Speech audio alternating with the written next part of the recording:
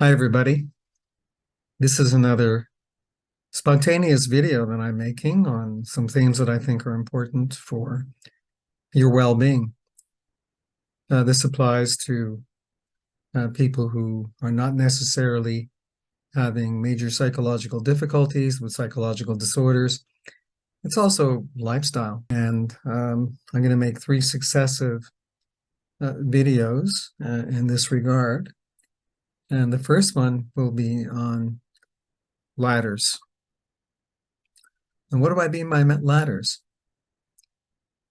Now, every one of us has a developmental or life trajectory, and we're following it. We were put on a certain path from the time we were born, or even back to our parents, and so on, and the experiences they had. And there's transmission of experiences over time to each generation. And then we're born and we have our prenatal experiences during the pregnancy of our moms. That's also influencing us. And our developmental programs are influenced by experiences right throughout our lives.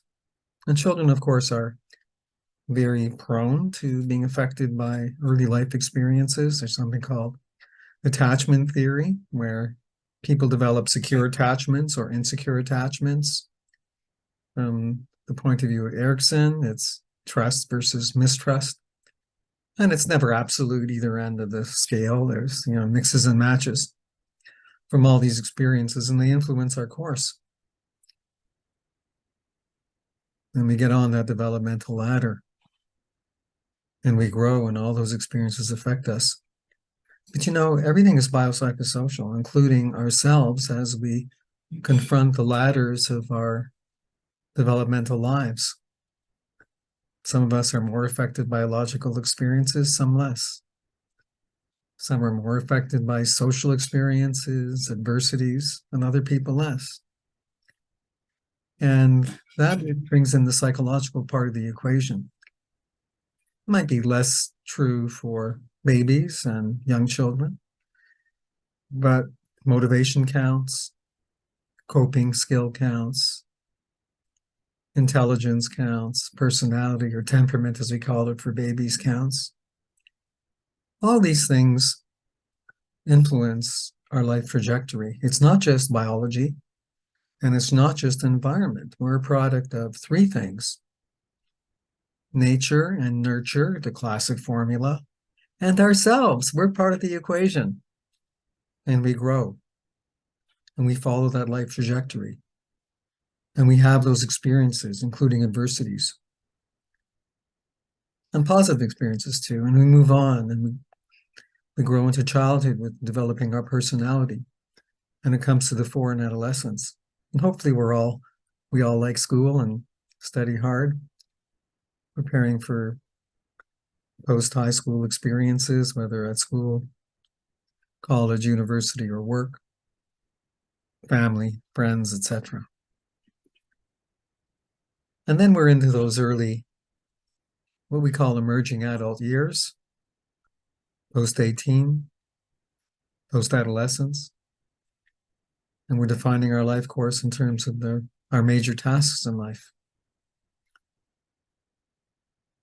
study or work, family and friends, our role in society if we're going to do anything extra, and relating to people, relating to ourselves. And we get on that ladder, and those early adversities that some of us might have experienced, or that lack of motivation that might have marked our schooling, all these negative effects could impact our developmental course in adulthood, and they're carried forward. But also carried forward is our motivation and our coping skills and how we learn and we increase our social skills. All these things that make us more in tune people following the right, as we would define it, developmental and growth trajectories. We can get on the right ladder. If we begin slipping, we always can find a way to get back on the direction of the ladder that we want for ourselves. We might have experiences that undercut that ladder, that make it difficult to climb, that set us back, and we walk backwards down the ladder. We can get back up, and we can do it. And part of the reason is that we have ourselves. We can increase our motivation, no matter what our biology is or our surround is. We can increase our coping skills. We can increase our social skills. We have a sense of free will. We don't know if free will really exists.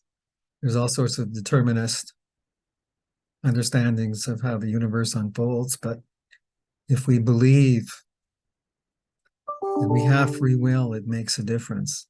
So let's start believing in ourselves that we can change our life course. We want to change our life course. We want to make it the best we can. That's one thing that I want to say about ladders. The other thing I want to say is it doesn't matter where you are on the ladder in the present, because you always can change it for the positive. Things can set you back, and you can find the right track.